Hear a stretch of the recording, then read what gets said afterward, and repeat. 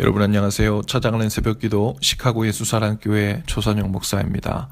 오늘도 어김없이 찾아오시는 주님의 은혜와 평강이 저와 여러분의 삶에 종일 풍성하기를 기도합니다.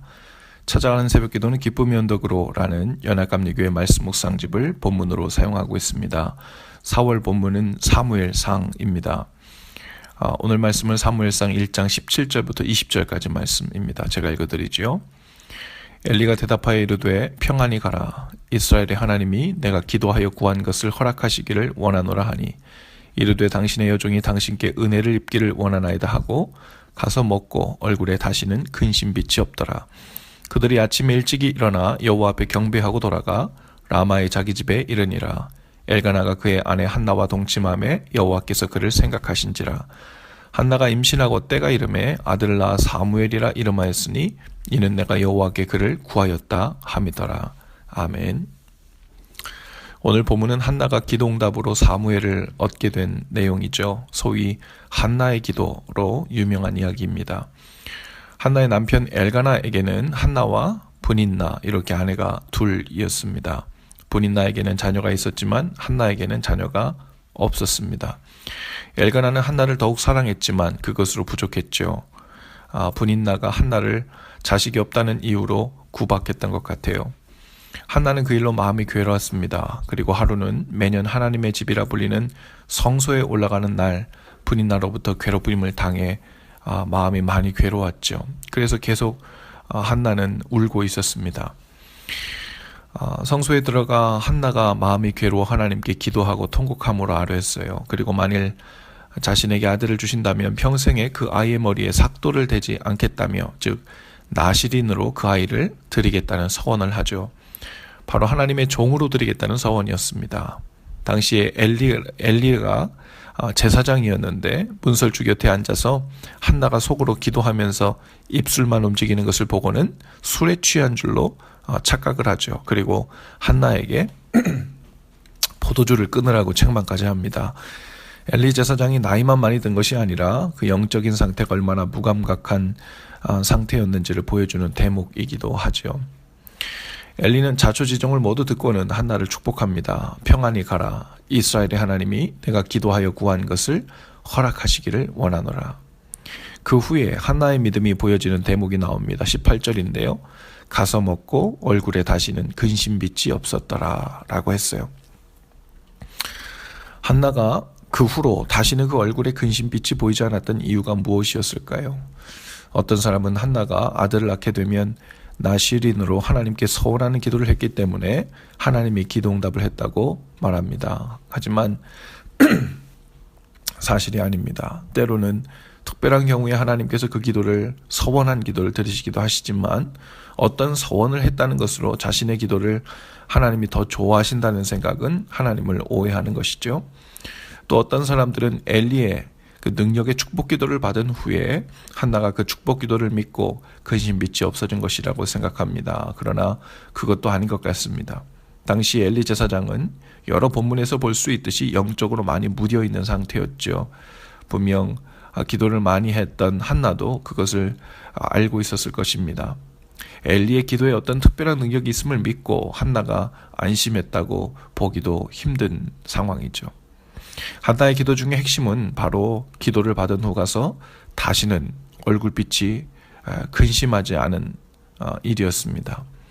한나는 엘리 제사장의 기도를 받은 순간부터 이 반응을 보이긴 했지만 엘리 제사장의 기도 때문이었다기보다는 그 전에 하나님께 드렸던 모든 기도를 하나님께서 들으셨다는 믿음 때문이었을 것입니다. 자신의 원통함과 아픔을 아시는 하나님께서 자신의 그 모든 기도를 들으셨고 이제는 하나님께서 가장 선한 것으로 응답하실 일만 남았으니 이제는 그 일로 더 이상 원통해하거나 슬퍼하지 않기로 마음먹은 것이죠. 이게 바로 그 기도응답의 모든 것을 하나님의 손으로 믿음으로 옮겨드린 증거이겠습니다. 그 믿음의 증거가 바로 다시는 얼굴에 근심빛이 없었고 또 먹기 시작했다는 삶의 증거로 나타난 것이죠. 한나는 아들을 주시겠다는 약속의 말씀을 들은 것도 아니었지만 하나님께 모든 일을 그대로 말씀드린 후 하나님의 손에 제대로 맡겨드리는 기도를 삶으로 반응해 보인 것이죠. 이것이 한나의 기도의 능력이었습니다. 한나는 얼마 후에 곧 아이를 갖게 되었고 그 아이가 곧 사무엘입니다. 이스라엘에 왕이 없어 모든 사람들이 죄악 중에 자기 마음에 옳은 대로 자기 소견에 옳은 대로 행할 때 하나님은 사무엘을 통하여 이스라엘을 인도해 주십니다. 예언자로 삼으셨고 선지자로 삼으셨죠. 또 이스라엘의 첫 왕인 사울에게 기름을 부어 왕을 삼게 하신 선지자이기도 했습니다. 가장 고통스러운 때 그리고 가장 상황이 좋지 않을 때 하나님께 자신의 형편을 모두 아뢰고 그 모든 결과를 하나님의 선하신 손에 맡긴 한나에게 하나님께서는 가장 선하신 뜻을 베푸신 것이죠.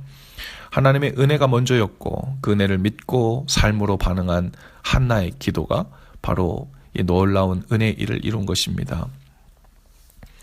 오늘 하나님 앞에서 우리의 기도를 돌아보면 좋을 것 같아요. 기도가 내 소원과 방식대로 응답될 때까지 근심하며 걱정하고 있다면 그것은 믿음의 기도가 아닙니다. 믿음의 기도란 얼마나 빨리 기도응답을 받아내느냐 여기에 달린 것이 아닙니다. 하나님께 진솔한 고백과 간구를 드린 후에 하나님의 섭리와 뜻을 믿고 진정으로 주님 손에 그 일을 신뢰함으로 맡겨드렸는가 하는 것이죠. 그리고 그 맡긴 삶의 증거가 나의 삶 속에서 어떤 모습으로 드러나고 있는가를 살피는 것입니다. 그 믿음의 증거는 바로 평안입니다. 그리고 감사합니다. 그리고 기쁨이죠. 주님의 손길을 신뢰하며 기다리는 인내입니다. 오늘 우리도 한나와 같은 절망적인 상황이 있을지도 몰라요. 괴로운 상황에서 벗어나길 원하고 문제라 여겼던 것이 속 시원히 해결되면 그때부터는 모든 것이 다 잘 될 것 같이 생각될 수 있어요. 그러나 주위의 모든 상황은 가능성이 거의 보이지 않는 형국일 수 있죠. 그러나 하나님 앞에 진지하게 아뢰고 또 기회를 만들어 주님 앞에 아뢰되 주님을 신뢰함으로 그 일을 주님 선하신 손에 온전히 맡긴 채 살 수 있는 믿음을 구하실 수 있기를 바랍니다. 그 증거가 우리 삶 속에 평안과 감사와 인내로 나타나기를 구하고 또 힘쓰실 수 있기를 바라요. 우리의 믿음은 걱정과 근심으로 갉아먹힘을 당하고 반대로 감사하고 기뻐하는 삶으로 배가가 됩니다. 오늘도 주님을 신뢰하고 맡겨드리는 기도로 우리의 삶의 그 증거가 드러나는 하루하루 되시기를 주님의 이름으로 축복합니다. 기도합시다. 주님, 우리로 한나처럼 주님께 온전히 맡겨드리는 기도를 하게 하옵소서. 상황과 형편을 보지 않고 주님께서 우리의 기도를 들으셨고 가장 선한 일을 하실 것이라는 믿음으로 오늘도 감사와 기쁨으로 살게 하여 주옵소서. 우리 얼굴빛에서 더 이상 근심하는 빛이 나타나지 않도록 우리를 도와주옵소서.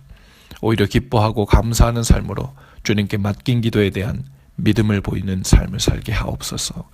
예수님 이름으로 기도합니다. 아멘. 여러분, 오늘도 예수 사랑으로 화이팅입니다. 내일 아침에 다시 찾아뵙지요.